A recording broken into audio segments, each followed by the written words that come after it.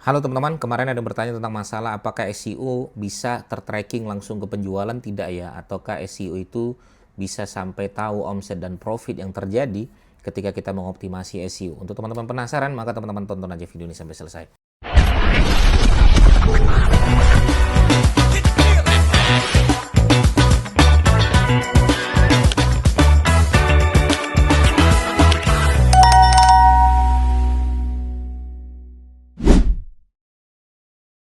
Oke ya, teman-teman sekalian, ada beberapa strategi digital marketing yang teman-teman harus pahami ya. Ada teman-teman yang terbiasa dengan menggunakan Meta Ads ya, Google Ads ya, Facebook Ads, IG Ads, TikTok Ads, dan juga SEO ya. Nah, hampir rata-rata orang-orang yang menggunakan Meta Ads itu sudah ada tracking untuk bisa melihat berapa proses penghasilan ya, omset profit yang terjadi itu bisa terdata begitu. Dan bagaimana dengan SEO? Apakah SEO bisa mendata itu semua ya? Saya akan jelaskan di video ini teman-teman sekalian agar tidak terjadi miskomunikasi ya. Jadi SEO itu pada dasarnya dulu ya, itu mendata hasil dari traffic 4. Hal yang bisa teman-teman lihat pada dasarnya adalah 4 ya. Apa itu? Pertama adalah klik ya. Berapa yang ngeklik website teman-teman sekalian itu terdata setiap per 7 hari, itu sudah ada datanya. Per 28 hari, ya per 3 bulan, 6 bulan ya, bahkan 1 tahun ke atas gitu.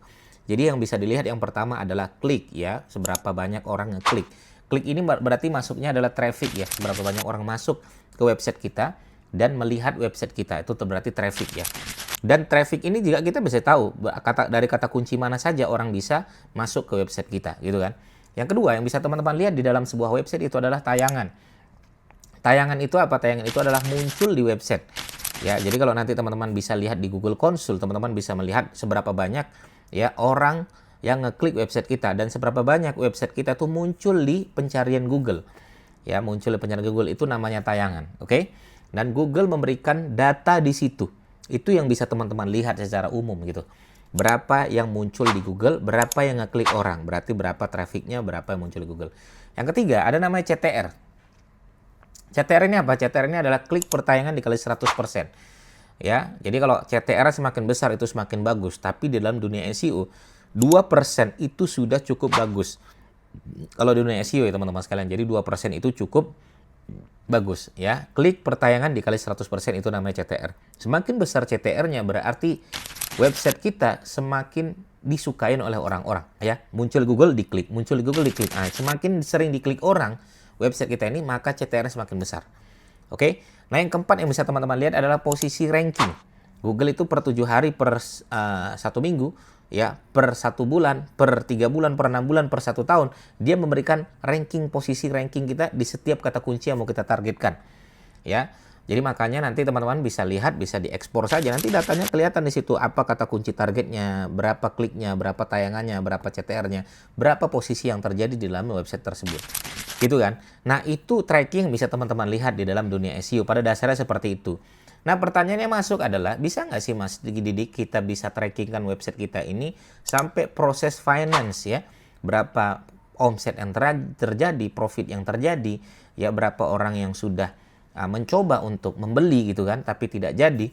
Apakah bisa? Itu sebenarnya teman-teman harus menggabungkan dengan beberapa tools ya, atau website yang berbasis e-commerce ya, atau berbasis produk digital, di mana itu bisa teman-teman buat dalam bentuk otomatis sebuah website. Jadi website tersebut ketika ada yang ngeklik ya, kemudian masuk, kemudian beli ya, di beli tersebut kemudian ada otomatis berbentuk WA ya, WA marketing yang bertanya silakan Anda mentransfer ini di nomor rekening ini. Maka ketika dia transfer ya pakai payment gateway, kemudian ada aktivasi di dalam tersebut, maka keluarlah omset. Nah, itu bisa. Itu kalau produk digital.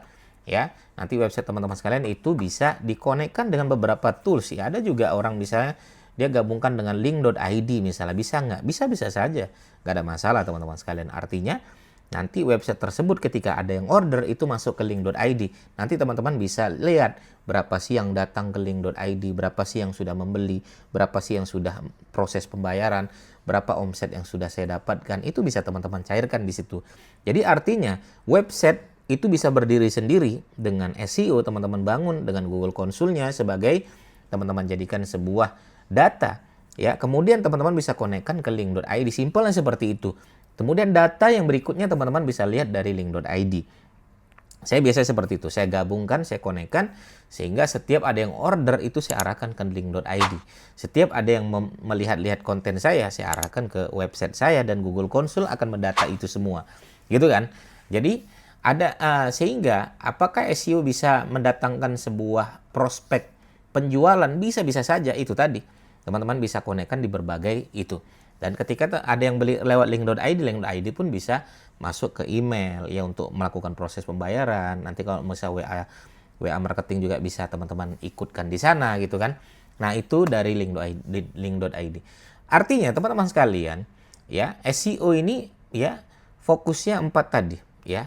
Klik yang bisa teman-teman dapatkan, tayangan sebagaimana website kita muncul di Google, CTR, klik pertayangan dikali 100%, kalau ini semakin gede berarti semakin bagus, posisi ranking. Ya, sehingga semakin posisinya semakin bagus di posisi teratas, maka peluang untuk bisa mendapatkan ranking, peluang untuk bisa mendapatkan traffic itu semakin besar. Rumus di saya teman-teman sekalian itu adalah TPC. TPC itu apa? Traffic. T-nya adalah traffic. Semakin besar traffic yang terjadi, P-nya adalah permintaan, maka semakin besarlah permintaan yang terjadi. Maka setelah permintaan semakin besar, C itu adalah closing. Semakin besarlah closing yang terjadi.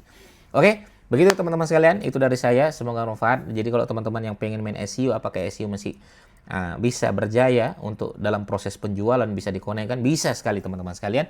Bisa teman-teman lakukan seperti itu. Terima kasih teman-teman sekalian. Semoga bermanfaat. Assalamualaikum warahmatullahi wabarakatuh. Bye-bye.